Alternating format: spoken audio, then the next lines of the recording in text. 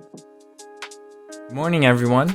As we begin another week, let's find ways in which we can live out our Christian walk in everything that we do, in every moment, in every second of our lives.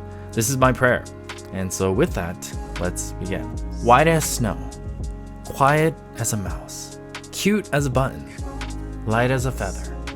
When life gives you lemons, make lemonade. Head over heels in love.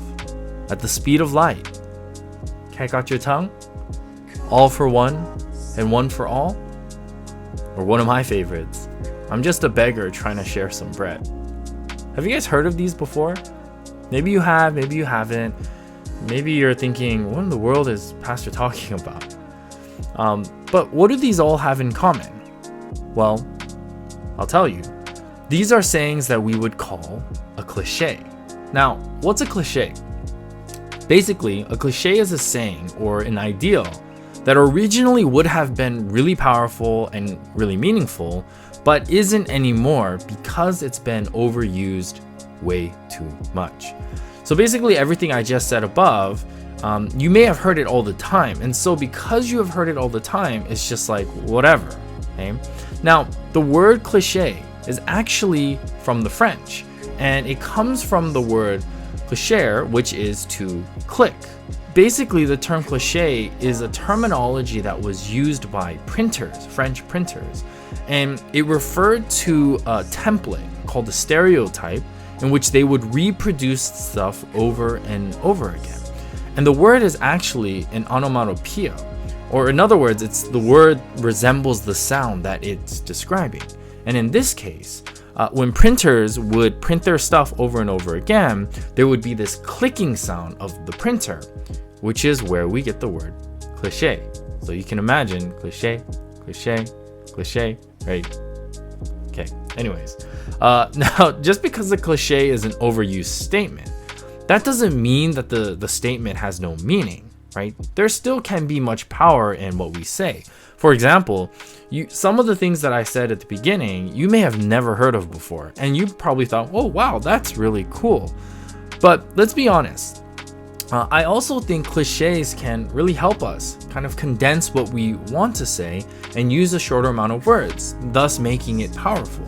For example, if I were to say, don't beat around the bush, it's a really powerful way of expressing the ideal of, hey, stop trying to avoid the main ideal or the main point.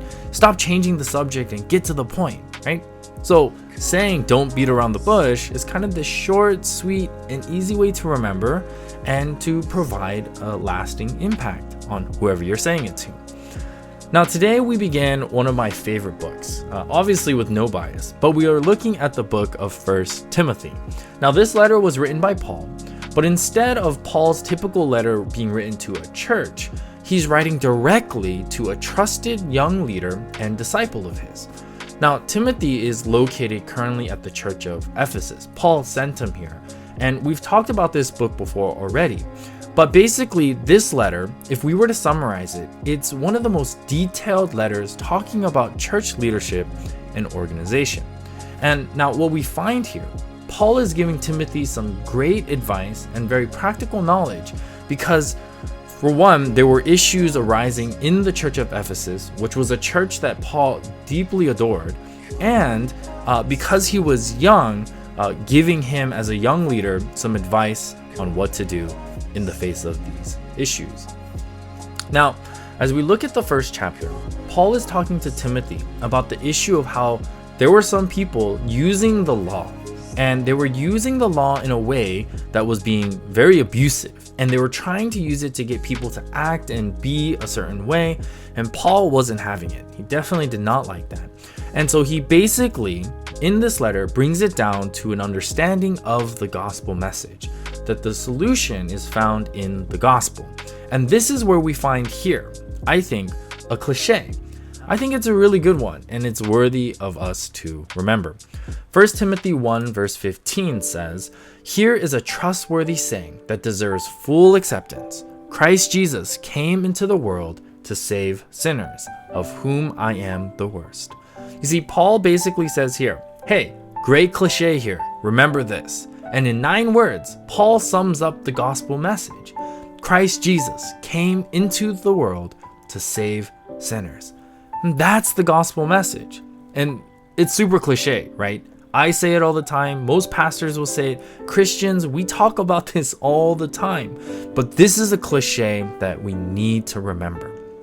You see, Jesus didn't come to create new laws, nor did he come to create a new theology or new systems. He didn't come to make good people better. He didn't come to create a new church. What he came to do was to save sinners. And as Paul is sharing this with Timothy, it's really cute because he adds this side note. It's like he's kind of whispering to Timothy on the side and kind of adding this personal touch. But he says, oh, by the way, I am the worst, right? Basically, Paul is calling himself a terrible guy, right? He's saying, oh, I'm a terrible sinner. And we know that because if you look in the book of Acts, we see what Paul did before, persecuting Christians and going town to town and doing these terrible things. And he thought it was the right thing to do. But his life had changed, and now he was doing something totally different by spreading the gospel message. But notice this. He doesn't say that he used to be a sinner or he was a sinner. He says that he is the worst sinner, as in that hasn't changed, he is still a sinner. This teaches us one thing. We have to remind ourselves daily that we need the gospel message always. In other words, there will never be a time when we don't need Jesus to save us. We will always need Jesus to save us because that's the gospel message. You see, Paul uses himself as an example as he's sharing with Timothy that if Jesus can save someone as terrible as he, Jesus can and Jesus will save all. You see, the way Paul paints this important cliche is the focus is not on me, right? It's not on what I've done in the past. That's not the focus. He could have easily done that. And he could have explained to Timothy his entire life story of how terrible he was or how, evil and how sinful he was. But instead, Paul makes it very brief and clear that the focus of the gospel message is not his sin, but it's what Jesus does to save.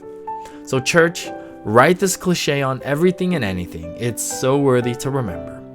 Christ Jesus came into the world to save sinners, even sinners like me.